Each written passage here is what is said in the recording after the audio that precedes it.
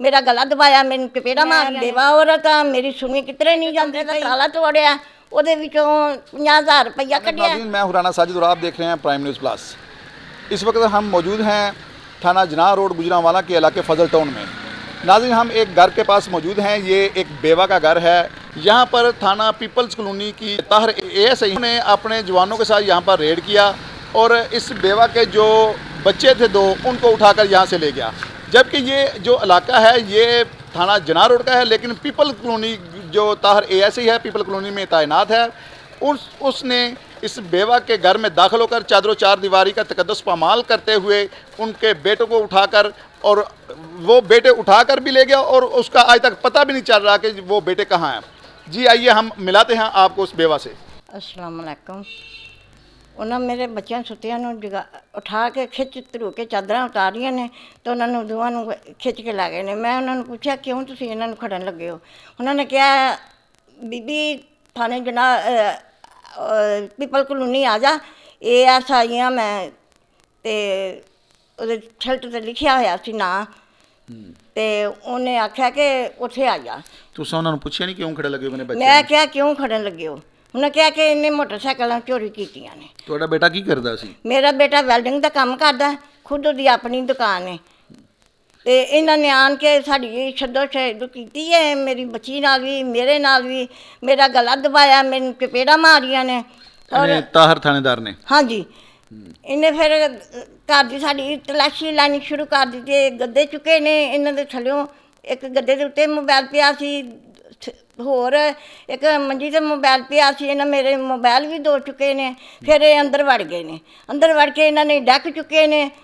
ਫਿਰ ਹੋਰ ਉੱਥੇ ਮੇਰਾ ਇੱਕ ਪਰਸ ਪਿਆ ਸੀ, ਉਹਦੇ ਵਿੱਚ ਮੇਰੇ ਜ਼ਰੂਰੀ ਕਾਗਜ਼ਾਤ ਸਨ, ਪੈਨਸ਼ਨ ਦੇ ਕਾਗਜ਼ ਸਨ। ਇਹਨਾਂ ਉਹ ਵੀ ਚੁੱਕ ਲੈਣ। ਉਹਦੇ ਵਿੱਚ 10,000 ਰੁਪਈਆ ਵੀ ਸੀ, ਇਹਨਾਂ ਨੇ ਉਹ ਚੁੱਕ ਲਏ ਨੇ।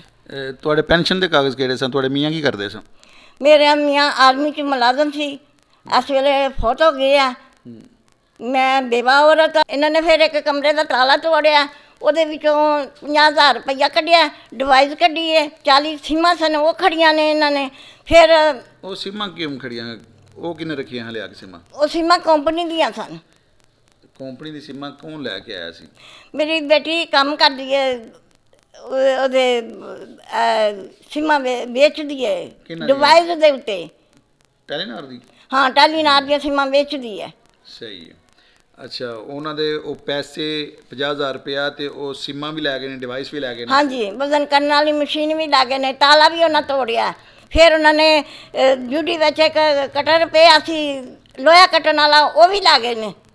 ਸਾਨੂੰ ਸਾਡੇ ਨਾਲ ਬਹੁਤ ਗਾਲੀ ਗਲੋਚੀ ਕੀਤੀ। ਸਾਨੂੰ ਕੋਈ ਤਹਫ਼ੁਜ਼ ਨਹੀਂ ਮਿਲਿਆ ਕਿਸੇ ਪਾਸਿਓਂ। ਅੱਛਾ ਮਾਂ ਜੀ, ਜਦੋਂ ਤੁਸੀਂ ਥਾਣੇ ਗਏ ਸੋ ਤੁਸੀਂ ਜਾ ਕੇ ਤਾਹਰ ਐਸੇ ਨੂੰ ਮਿਲੋ, ਜਦੋਂ ਖਾਣਾ ਦੇਣ ਗਏ ਤੁਸੀਂ, ਤੇ ਤਾਹਰ ਐਸੇ ਕੀ ਕਹਿੰਦਾ ਸੀ? ਕਹਿੰਦਾ ਸੀ ਲੱਖ ਰੁਪਈਆ ਲਿਆਵੋ ਫਿਰ ਤੁਹਾਡੇ ਮੁੰਡੇ ਦੇ ਛੱਡਣਾ ਵਾ। ਮੇਰੇ ਕੋਲ ਲੱਖ ਰੁਪਈਏ ਦੀ ਹਿੰਮਤ ਨਹੀਂ ਹੈ। ਮੈਂ ਕਿੱਥੋਂ ਬੇਵਾ ਔਰਤ, ਮੇਰਾ ਬੱਚਾ ਮਜ਼ਦੂਰੀ ਕਰਦਾ, ਥੋੜ੍ਹੀ ਮਿਲ ਜੇ ਬਹੁਤੀ ਮਿਲ ਜੇ, ਅਸੀਂ ਉਹਦੇ 'ਚ ਗੁਜ਼ਾਰਾ ਕਰਦੇ।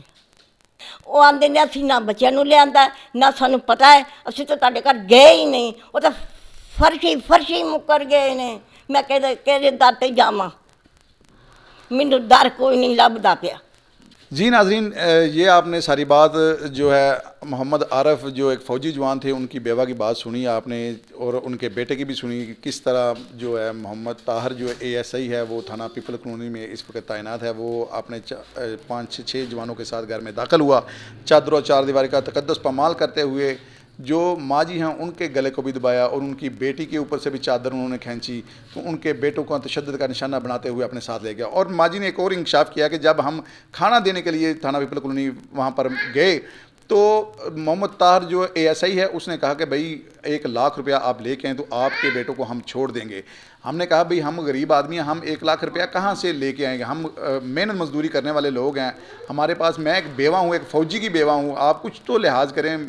तो उसने कहा कि भाई हम लिहाज किसी का नहीं करते, हमें 1 लाख रुपया चाहिए। अगर आप 1 लाख रुपया दे सकते हैं तो हम आपके बेटों को छोड़ देंगे, नहीं तो हम आपके बेटों को नहीं छोड़ेंगे और इनके ऊपर मैं इतनी FIR दूंगा कि आपके बेटे सारी उम्र बाहर नहीं है। माँ जी ने वज़ीर आला और IG पंजाब और CPO गुजरांवाला से अपील की है कि मेरे बेटे को बाजियाब करवाया जाए। ये ताहर जो ASI है ये बहुत ही ख़तरनाक और बद किरदार इंसान है, तो मैं आपसे गुजारिश करती हूँ कि मेरे बेटों को बाजियाब करवाया जाए।